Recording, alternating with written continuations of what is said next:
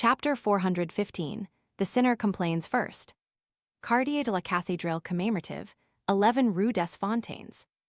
Gardner Martin, dressed in a crisp white shirt and black pants, stood before the floor-to-ceiling windows in the Quartier de la Cathédrale commémorative.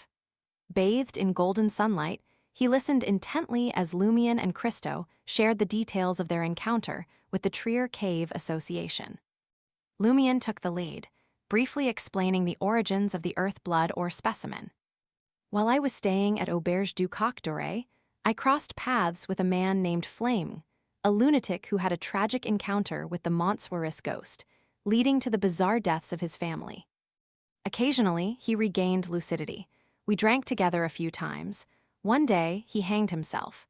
His belongings, including the earth blood ore specimen, ended up with the police. They said they were to hand them over to his surviving relatives, but they refused to accept them. Eventually, they asked me to retrieve them, which included the earth blood ore specimen. I knew that lunatic and had drinks with him. I didn't throw away the mineral specimen and casually placed it in an iron cabinet of my safe house. Lumian spoke the truth, not a single word being false. He only concealed the fact that he had helped Flame escape the Montsoiris ghost and Termiberose's reminder regarding the earth blood ore. Gardner Martin, his brownish-red eyes reflecting wisdom and a touch of silver hair in his black hair, inquired, "Where is your safe house?" Lumian replied honestly, "It's in the leftmost room on the third floor of 19 Rue des Blouses Blanches." This wasn't on the same side as apartment 6, which had emitted a terrifying aura, and there was a distance between them, so Lumian's answer was straightforward. Gardner Martin smiled. "No wonder you frequent Rue des Blouses Blanches so often. It's not just because of Jenna." "Boss, are you hinting at me not to visit Franca too often? Are you implying that you're aware of this situation?" Lumian grumbled and continued. He gave the same story he had told Joseph and Rayan from the Cave Association. Finally, Lumian subtly probed, "Will this pose a problem for our Save mob? There might be an official faction hidden behind the Cave Association." He wanted to convey to Gardner Martin that his cover in front of Poofer Sauron might be at risk, trusting the boss's intelligence to grasp the implication. Gardner Martin gave a slight nod and turned his attention to Rat Christo, saying, "If you want to join the Cave Association, you can, but ensure it doesn't interfere with our smuggling operations." Christo nodded repeatedly. "Understood, boss." Following Gardner Martin's instructions, he departed from the study, leaving Lumian alone. Gardner Martin smiled and consoled the official member of the Iron and Blood Cross Order. "Don't worry about Poofer. Even if he figures out your true identity, he'll pretend he doesn't know. Ever since you became the king in the King's Pie game, he's been suspicious of you. He'll definitely probe and exploit you again and again." It was a subtle message, urging Lumian to remain in the market district and continue overseeing Salle de Balbrise, Auberge du Coq Doré, Salle de Gristmill, and other businesses. Lumian couldn't help but smile with relief. "All right, I was just worried that it would affect the most important mission." Simultaneously, he sneered inwardly. He keenly felt the irrationality of Gardner Martin's plan. Transitioning control to another Beyonder to oversee Salle de Balbrise and other operations, allowing Lumian to slip into the shadows, was a straightforward task for the boss of the Save mob and the commanding officer of the Iron and Blood Cross Order. There were no downsides to this arrangement. Even though he couldn't afford to mistreat Lumian, a subordinate on an important mission, he could compensate him by continuing to share the profits from Salle de Balbrise and other businesses. He couldn't risk keeping an official member who had already attracted suspicion in his current location. While Lumian's retreat into the shadows might make him appear even more suspicious, potentially putting the Save mob in the crosshairs, Gardner Martin had encountered such challenges numerous times before. There had to be a solution. Sensing the commanding officer of the Iron and Blood Cross Order's suspicion, Lumian aimed to use the Cave Association to keep testing him. His account and explanations were entirely truthful. Normally, Gardner Martin would believe him, but the issue was that too many unusual events had occurred around him recently. As a former or current conspirer, Gardner Martin would instinctively smell something fishy. The detailed reasons were no longer enough to hide the overall abnormality. With this thought in mind, Lumien's determination to kill surged. He stared at Gardner Martin, positioned by the floor-to-ceiling windows, and estimated the distance between them to be about 5 meters. At such a close range, if he were to suddenly employ the spell of Harumph, and Gardner Martin hadn't reached Sequence 4 and achieved godhood, lacking a mystical item to defend against such abilities, he could quickly subdue the Savai mob boss and eliminate him.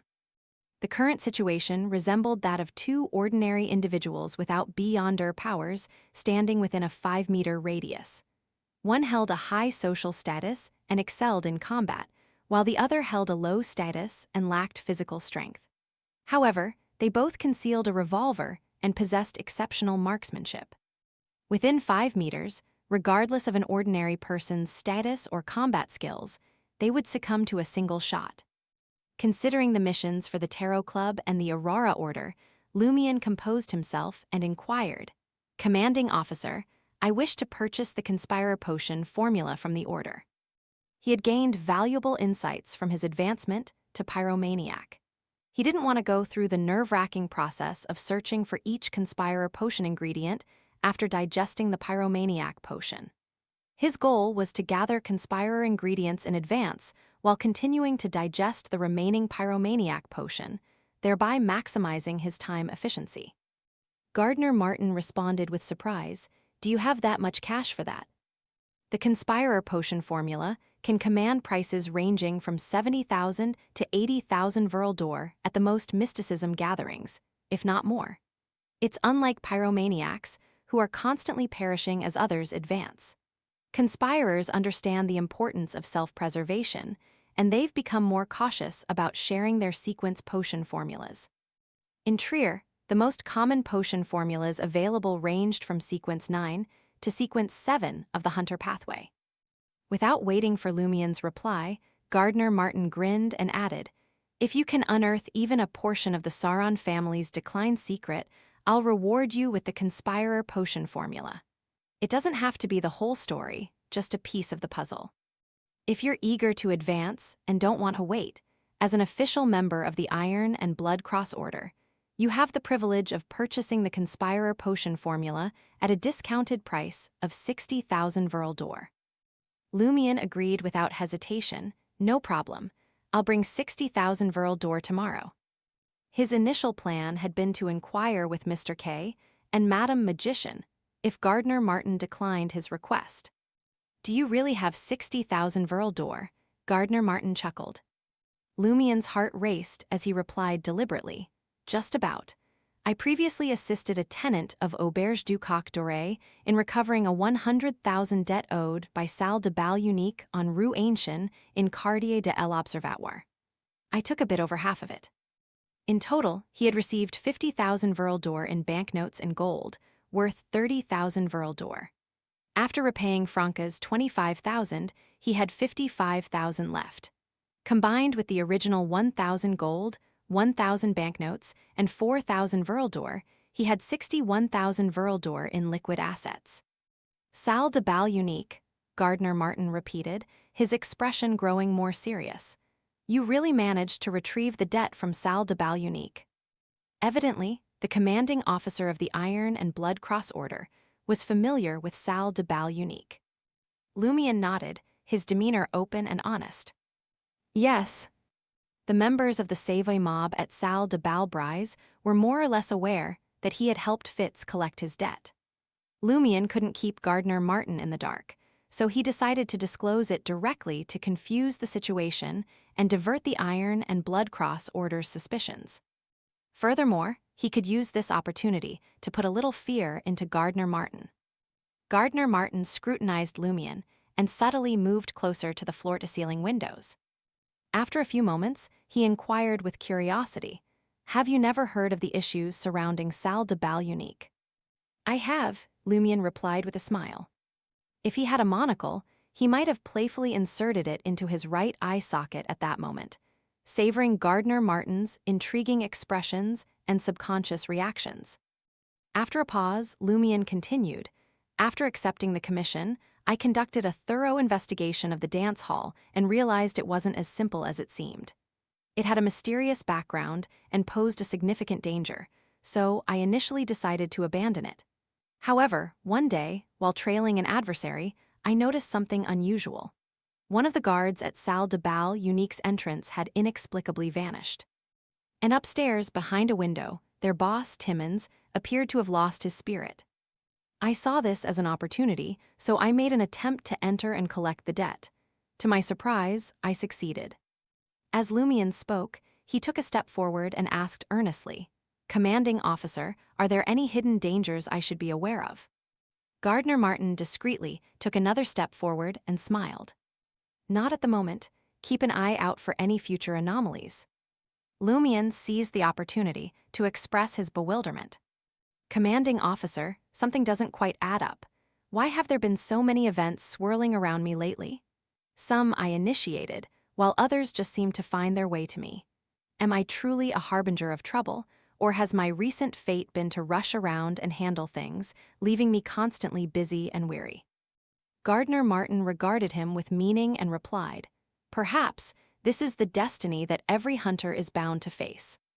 After Lumian departed, Gardner Martin shifted his gaze to the side.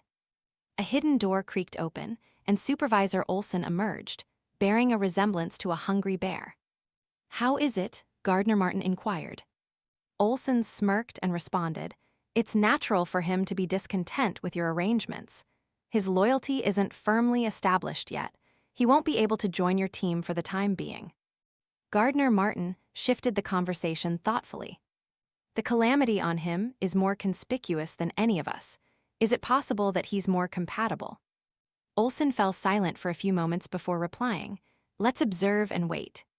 Meanwhile, as Lumian returned to the market district, Franca sat at Trocadero's Red House Café. Her gaze fell upon Brown's Sauron, her long, flowing orange-red hair resembling a waterfall, as she asked, "When will you folks complete the audit?" Brown's Sauron didn't provide a direct response. She studied Franca, who had black hair and brown eyes, for a moment before saying, "We've identified a suspected member of the Bliss Society."